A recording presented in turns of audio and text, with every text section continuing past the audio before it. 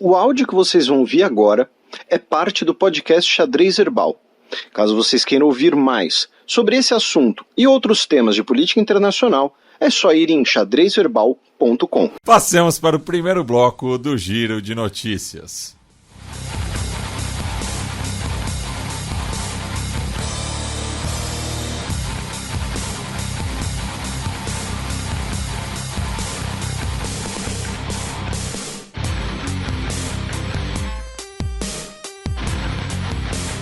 Giro de Notícias.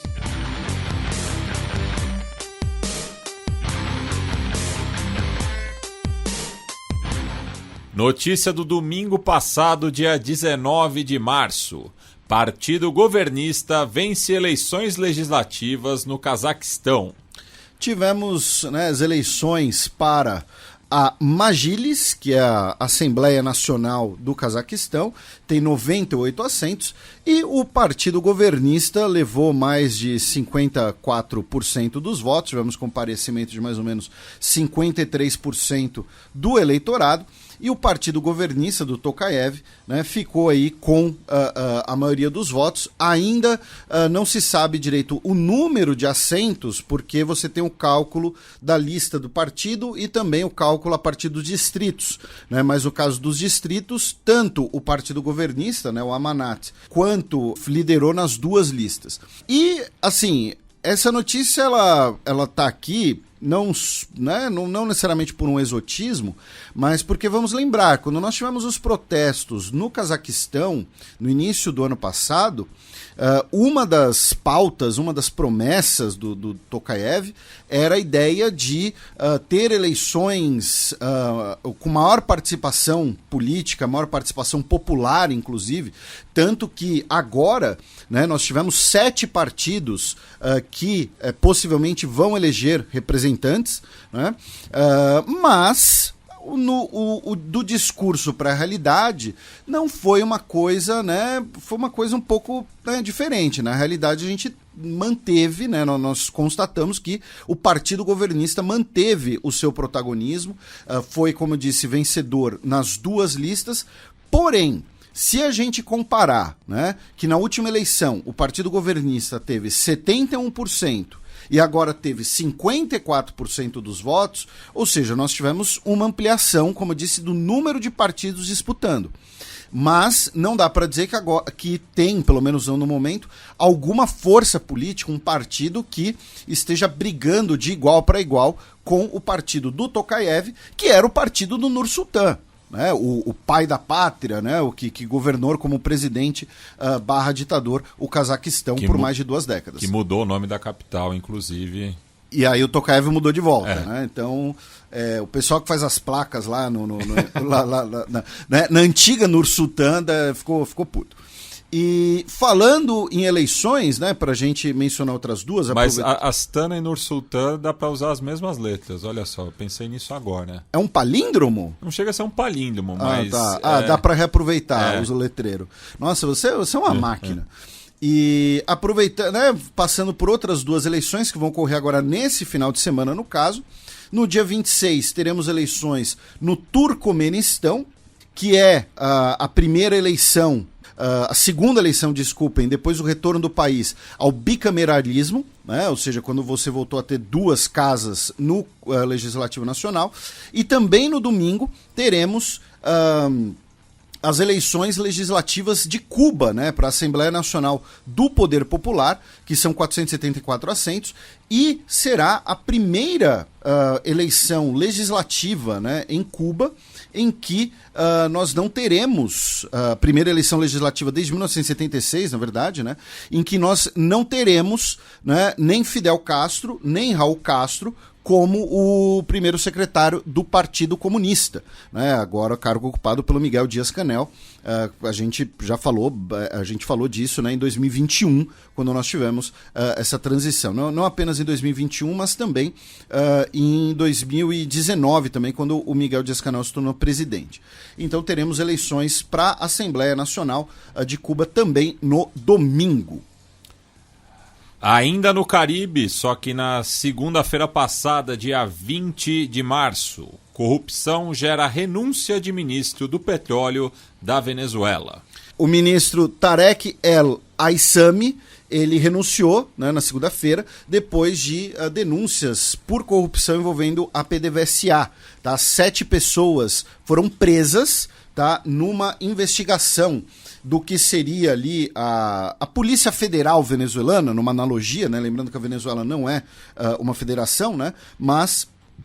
inclusive, o Superintendente Nacional de Criptoativos foi preso, o Vice-Presidente de Comércio e Abastecimento da PDVSA e o gerente-geral do Sistema de Abastecimento Marítimo, né, da PDVSA, PDV Marina, também foram presos. E, no caso desses dois, eles são coronéis, inclusive. E a gente destaca isso porque é um fenômeno que a gente vem mencionando aqui no Xadrez Herbal, tanto eu quanto o Matias, que é o fato de que nos últimos anos nós tivemos uma grande militarização do governo venezuelano, né? Inclusive a gente já falou aqui que a principal figura na política venezuelana, né, o derrubar, né, teve aquele plano para derrubar o Maduro, né? Mas derrubar ou não o Maduro depende do padrino, né, que é o comandante das Forças Armadas. Ele hoje é uma das principais figuras da política venezuelana como um todo.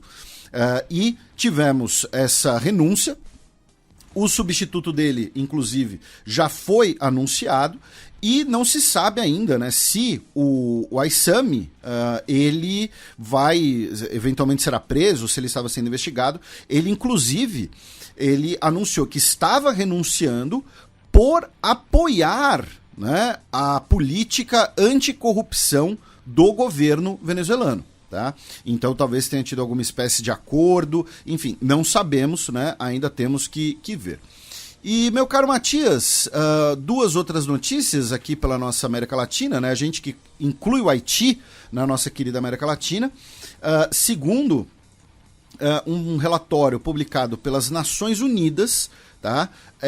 No último dia 21 de março, nas primeiras 2 semanas de março, 187 pessoas morreram no Haiti em decorrência da violência entre gangues e também envolvendo a polícia. Tá?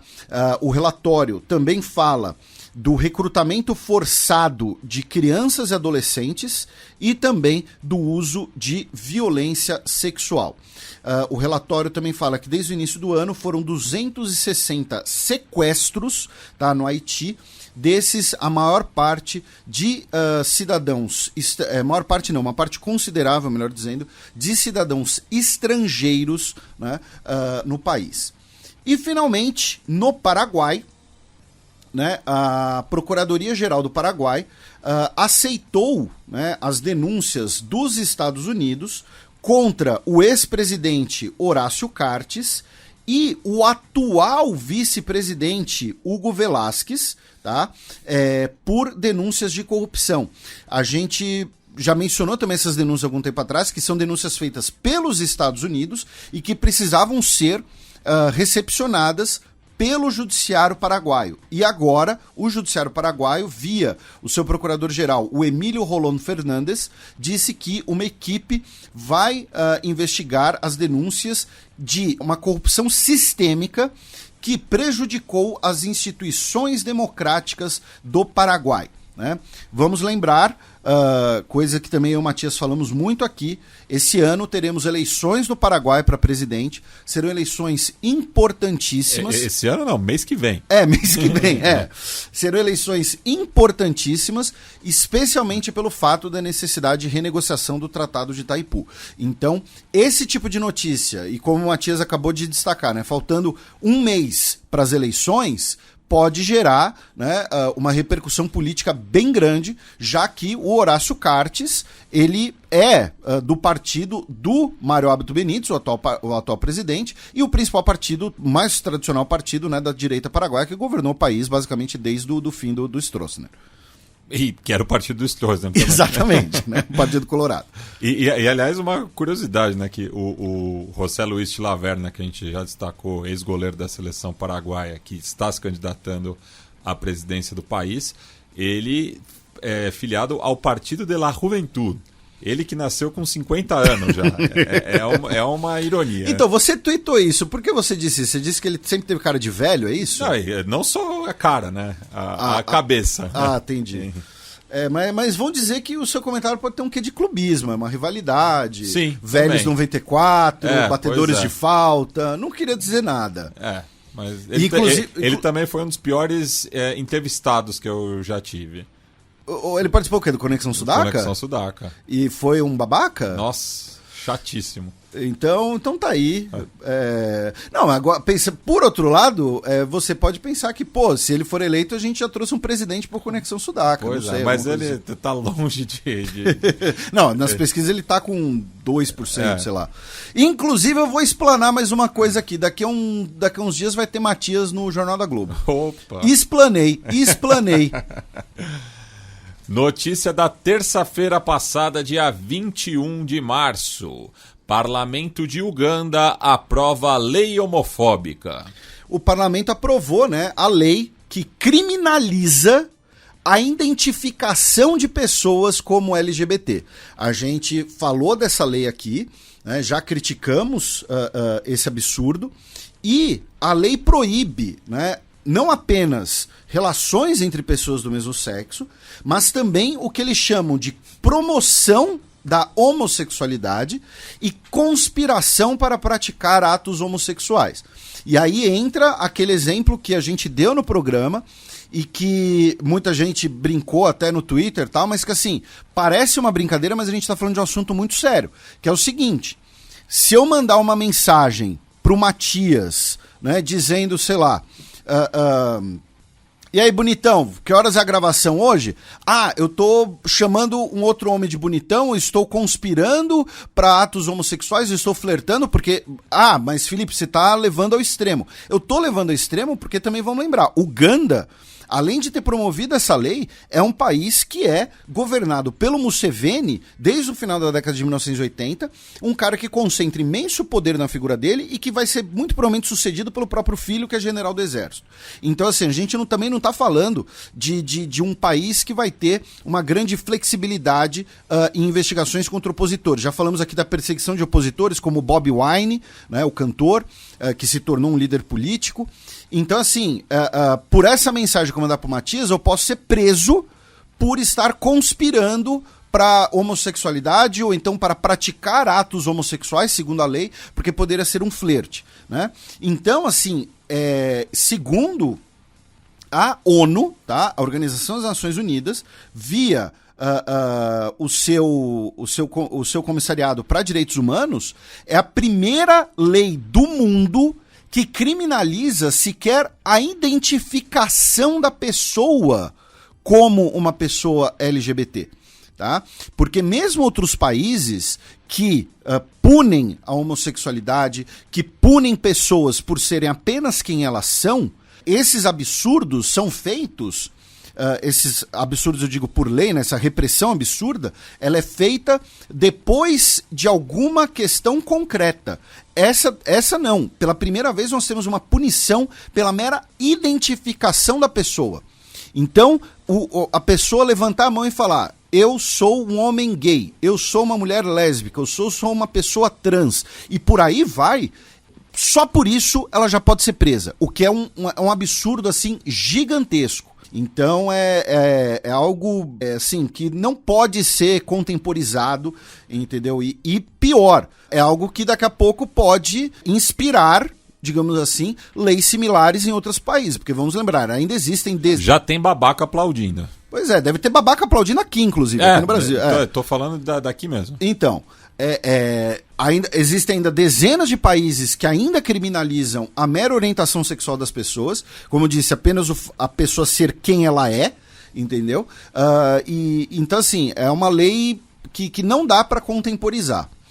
E, enfim, saindo de Uganda, meu caro Matias, vamos para a Nigéria. Nesse último final de semana, tivemos as eleições para governador dos estados da Nigéria, que haviam sido adiadas por uma semana. E nessas eleições nós tivemos duas novidades, digamos assim, duas vitórias de governos, de governadores, melhor dizendo, que não são dos dois principais partidos, né? Um deles foi o Alex Otti, que foi eleito governador de Abia, e ele foi o único eleito governador vindo do Partido Trabalhista, né? Que é o partido do Obi, que ficou em terceiro nas eleições presidenciais e era um dos que estava mais engajado em buscar o judiciário para pedir uma recontagem ou uma eventual retorno, né, das eleições.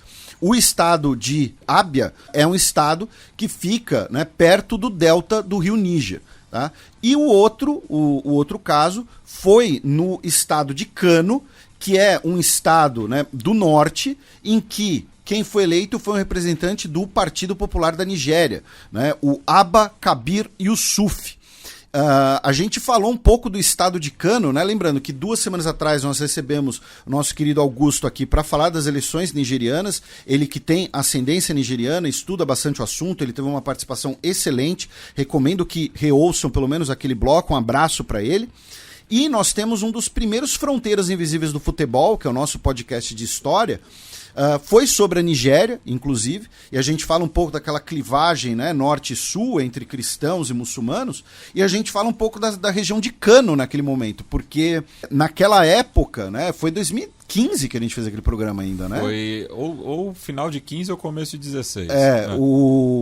Um time que havia sido tricampeão era o time da cidade de Kano, que é uma das regiões mais pobres da Nigéria. E a gente foi pesquisar como eles fizeram isso, e a gente descobriu que eles fizeram um grande esquema de peneira no interior da Nigéria, enfim. Então, o estado de Kano tem agora esse governador. Ainda em notícias nigerianas, meu caro Matias, a família do Nnamdi Kanu, que é um líder separatista de Biafra, a família dele entrou com um pedido para que a prisão dele na Nigéria fosse revista pelo judiciário britânico, tá? Já que ele tem cidadania britânica e ele teria sido vítima de uma extradição ilegal pelo Quênia para a Nigéria em junho de 2021. E uma corte em Londres disse que o sistema jurídico britânico não tem jurisdição para avaliar esse caso, mesmo ele tendo cidadania britânica. E também envolvendo as relações Nigéria e Reino Unido, concluindo uma notícia que a gente repercutiu alguns meses atrás, né? O senador nigeriano Ike Ekweremadu, a sua esposa e um profissional de saúde foram condenados por terem traficado, tá, um homem até o Reino Unido para um transplante de rim. Tá? Então, teriam subornado esse homem de Lagos, oferecido a ele garantias irreais para iludir ele, levar ele até Londres e extrair um rim dele para o senador. Então, os 3 foram condenados. Seguimos no continente africano, só que na quarta-feira, dia 22 de março.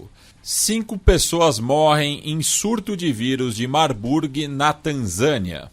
Pois é, no mês passado tivemos um surto do vírus de Marburg na Guiné Equatorial, que deixou pelo menos 11 pessoas mortas, e agora temos esse surto na Tanzânia, que são 8 casos confirmados, com desses 8 casos, 5 mortes. Tá? Vamos lembrar, o vírus de Marburg é uma espécie de primo, entre aspas, né, do Ebola, porém ele é ainda mais letal. Tá? É um dos vírus mais letais, com surtos já registrados, tá? E agora a Tanzânia notificou esse surto que, repito, já deixou pelo menos 5 pessoas mortas, 161 contatos estão sendo rastreados, tá? Em parceria com a OMS, tá? Das autoridades da Tanzânia com a OMS. Aproveitando que fomos para a parte mais ao sul do continente africano, meu caro Matias, uma reportagem feita pela unidade investigativa da Al Jazeera, em parceria com outros veículos de comunicação, outros jornalistas, descobriu um grande esquema de lavagem de dinheiro e contrabando de ouro, tá, envolvendo autoridades e magnatas africanos. E uma das pessoas envolvidas nesse caso é o Hubert Angel, que é o vice-secretário-geral, digamos assim, uma analogia, tá? Não sei qual que seria a equivalência exatamente do cargo, mas é mais ou menos como se ele fosse brasileiro. Ele seria vice-secretário-geral do Ministério de Relações Exteriores.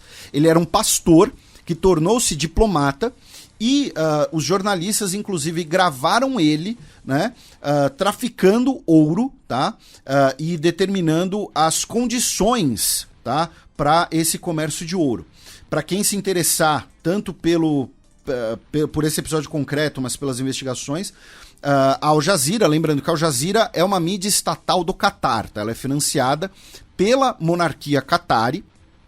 Então, isso também deve ser colocado em questão, assim como a gente fala da BBC, assim como a gente fala de outras mídias estatais, que também pode ter ligação com o interesse dos Estados nacionais. Mas a Al Jazeera, no seu canal do YouTube, vai publicar uma série, né, de documentário true crime, digamos assim, chamado Gold Mafia, tá?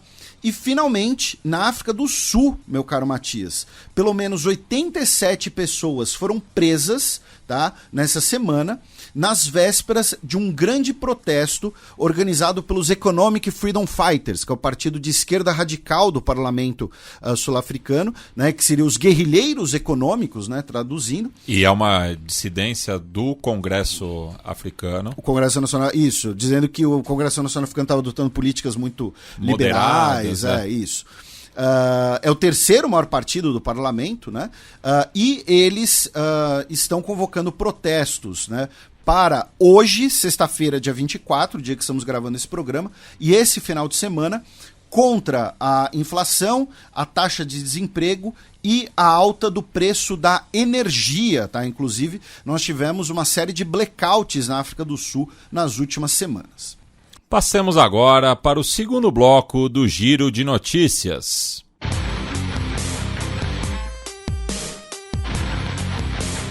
Giro de Notícias.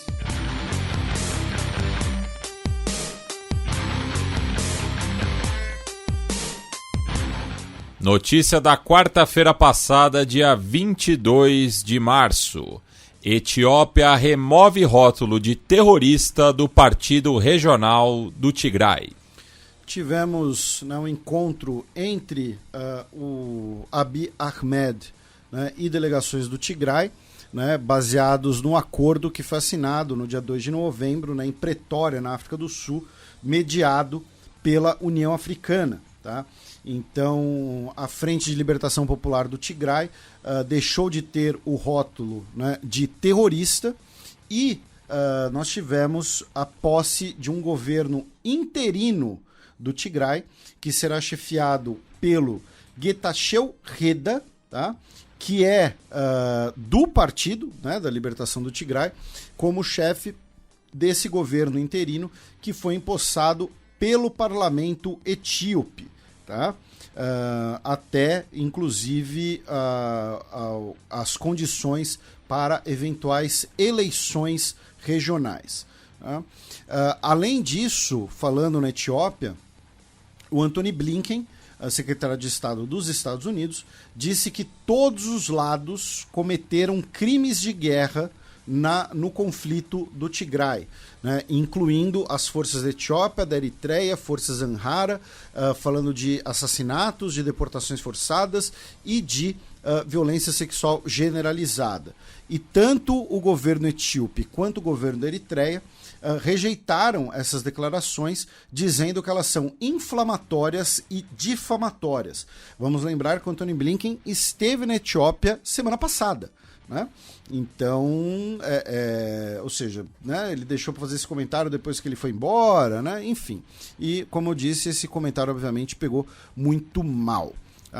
Também em relação à Etiópia, ontem foi divulgado pelo governo local que a represa da Grande Renascença Etíope chegou a 90% da conclusão de suas obras, né? Obras que começaram há 12 anos e, enfim, é um empreendimento multibilionário, né? E o ministro das Relações Exteriores do Egito, o Sameh Shukri, havia alertado que todas as opções estão abertas e todas as alternativas permanecem disponíveis e que o Egito tem as capacidades para as suas relações exteriores. Também no chifre da África, meu caro Matias, mas agora na Somália, né, segundo um relatório, né, publicado hoje, essa semana, melhor dizendo, por uma das agências da ONU, cerca de 43 mil pessoas morreram na Somália em 2022 devido à seca. Das quais metade são crianças. Pois é, e tanto vítimas diretas como também vítimas indiretas, como, por exemplo, por afetar a agricultura e a disponibilidade de alimentos. E existe uma estimativa de que 18 mil pessoas morram por conta da seca também no primeiro semestre de 2023. Também na Somália, o exército somali realizou uma operação no sul, perto da fronteira com o Quênia, e que, segundo o governo somali, matou 30 integrantes do Al-Shabaab. E falando em Quênia, no último final de semana, tivemos diversos protestos contra o presidente William Ruto, né, que foi vencedor das eleições em condições ali, vamos dizer, né, complicadas, as eleições de agosto. E esses protestos contra o presidente e também pela alta inflação no país levou a uma série de prisões, também confrontos entre manifestantes e policiais. E dentre as prisões estão lideranças importantes do cenário político queniano, incluindo 4 parlamentares, tá, que foram presos nas manifestações. Notícia de anteontem, quinta-feira, dia 23 de março, já que já adentramos o sábado, dia 25. Então não vai ter breaking news? Teremos breaking news, mas enfim. Estatais argentinas devem trocar títulos em dólar por pesos. Essa foi uma determinação do governo argentino, né, para diminuir, né, a queda de reservas em dólares, né, do país e também diminuir a volatilidade cambial, né, do setor financeiro. Tá? Nessa primeira fase serão afetados cerca de 4 bilhões de dólares em títulos. Tá? Segundo o vice-ministro da Economia, o Gabriel Rubinstein, o Estado argentino vai ter capacidade de atuação nos mercados do dólar financeiro, o que permitirá evitar aumentos disruptivos. Tá? Então, basicamente, trocar títulos da dívida das estatais de dólares por pesos para evitar que a flutuação do peso, a flutuação do dólar, melhor dizendo, em relação ao peso, afete demais a capacidade econômica dessas estatais. Também na Argentina, meu caro Matias, essa semana, né, 2 homens foram condenados pelo estupro e assassinato da Lúcia Pérez, uma jovem de 16 anos, que foi morta em 2016, né, um caso que na época a gente repercutiu aqui, né, despertou o movimento Ni Una a Menos, né, movimento de muitas manifestações contra a violência de gênero na Argentina, e os 2 acusados foram condenados agora pelo crime, tá? Um deles, inclusive, à prisão perpétua. Tá? Também em relação à Argentina, meu caro Matias, o matemático Luiz Caffarelli, de 74 anos de idade, recebeu o prêmio Abel, que é um dos prêmios mais notórios do mundo da matemática, né? Algumas pessoas dizem que é o Nobel da matemática, né? Mas tem aquele outro prêmio da matemática, a medalha Fields, enfim. Mas, então não sei exatamente qual seria o Nobel da matemática, né? Mas, de qualquer jeito, ele venceu o prêmio Abel de matemática, o primeiro latino-americano, tá, a receber esse prêmio. Inclusive, a matéria do Guardian chama ele do Messi da matemática. Eu diria... Que original. Eu diria menos, porque assim, o Caffarelli nunca fez gol em Copa do Mundo, nunca fez gol em Champions League. Então assim, ele sabe Bhaskara, mas não fez gol na Champions League. Messi que chegou a 800 gols ontem na carreira, né? Na vitória por 2-0 sobre o Panamá, primeiro amistoso realizado após o título mundial na Argentina. E assim, a gente sempre fala que o esporte é um ótimo, né, termômetro social e tal, né? A comoção da sociedade argentina em torno da seleção foi muito grande, né, nesse momento complicado, ano eleitoral. E se fosse no Brasil, se o Brasil tivesse sido campeão da Copa do Mundo, o jogo comemorativo era em Miami, tá? Então também tem essa. E ainda na Argentina, notícia enviada, né, pela nossa correspondente de Direito Internacional, Ana Luísa de Moraes Campos, é uma reportagem do Guardian, tratando sobre um dos voos da morte na Argentina, no caso do avião Skyvan PA-51, que partiu, né, na noite de 14 de dezembro de 1977 e com o registro do voo foi comprovado agora, né, que 12 pessoas desapareceram naquela noite, sendo arremessadas em direção ao Oceano Atlântico, né? E segundo a professora Ana Luísa, 2 pessoas já haviam sido condenadas por conta desse crime, mas essa notícia tem um peso maior no dia de ontem, né, 24 de março, já que é a data nacional para a memória pela verdade e justiça, por conta, né, do golpe militar de 24 de março de 1976. Abaixa o volume, porque lá vem o fucking Double Breaking News. Desculpa aí pelo desgaste, né? Já estamos gravando há um bom tempo. Mas enfim, temos 2 Breaking News de ontem, dia 24 de março. E começamos pela Índia, já que Rahul Gandhi foi afastado do parlamento. Ele que é o líder do Congresso Nacional Indiano, né? Hoje o principal partido de oposição na Índia. Ele foi condenado a 2 anos de prisão por um caso de difamação contra o Narendra Modi. Tá? E por conta disso, então, ele foi considerado desqualificado, né, para ocupar o cargo no parlamento. Né? Num discurso em 2019, ele disse que todos os ladrões do país têm o sobrenome Modi. Tá? E tanto o seu partido, né, como outros oposicionistas na Índia, né, e outros atores internacionais afirmaram que é uma medida autoritária para reprimir a oposição, né, reprimir o principal líder da oposição, que, repito, foi condenado a 2 anos de prisão, embora há dúvida se ele será de fato encarcerado, né, já que ele pode ter a pena comutada ou cumprir em liberdade. De qualquer jeito, ele foi declarado, né, sua inabilitação política. Tá? Na região do estado de Punjab, né, que fica no noroeste indiano, a Índia prendeu mais de 100 pessoas ligadas ao grupo do Aritpal Singh, de 30 anos, que é um líder separatista Sikh, tá?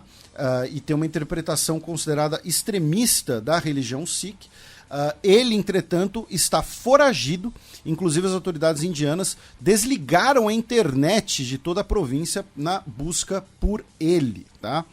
E no subcontinente indiano, mas no Nepal, o premier, o Pushpa Kalma Dahal, venceu o voto de confiança, no caso, né? E agora continua no poder, mesmo depois do racha da sua coalizão. Né? Ele que é do partido maoísta e que rachou com o partido marxista-leninista comunista unificado.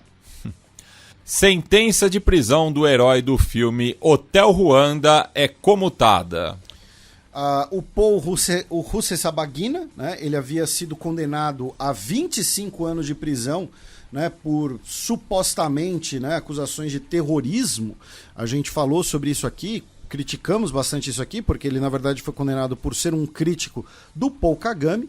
Ele que né, a história dele retratada no filme Hotel Ruanda, né, ele quer interpretar, né, a versão dele no filme é interpretada pelo Don Cheadle. Ele hoje tem 68 anos de idade e ele teve a sua pena, né, de 25 anos de prisão comutada por ordem presidencial. Tá? E ele foi da prisão para a residência do embaixador do Catar em Ruanda.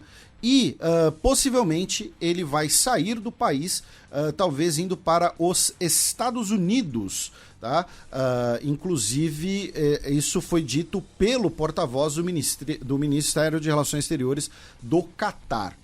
E também em relação ao continente africano, meu caro Matias, e também uma notícia de hoje, né, hoje barra ontem, né, dia 24, o governo do Chad anunciou que nacionalizou todas as propriedades e direitos da empresa ExxonMobil no país. Tá? Na verdade, a subsidiária regional, né, da ExxonMobil, né, já que a ExxonMobil, em dezembro de 2022, disse que iria encerrar as suas operações no país e não iria investir completamente, né, no que havia sido acordado, afirmando que iria encerrar suas operações no país. Então, agora o governo do Chad anunciou a nacionalização, né, dos seus direitos e das suas propriedades, incluindo 40% na exploração do campo de Doba, tá, que produz cerca de 28 mil barris de petróleo por dia. Tá? Repito, essa notícia agora do dia 24, e é possível que a ExxonMobil, né, recorra da decisão, já que ela afirmou que ela iria encerrar as operações, porém ela deveria ser remunerada pelas suas propriedades e investimentos. Enfim, ainda teremos aí provavelmente uma briga judicial nessa questão.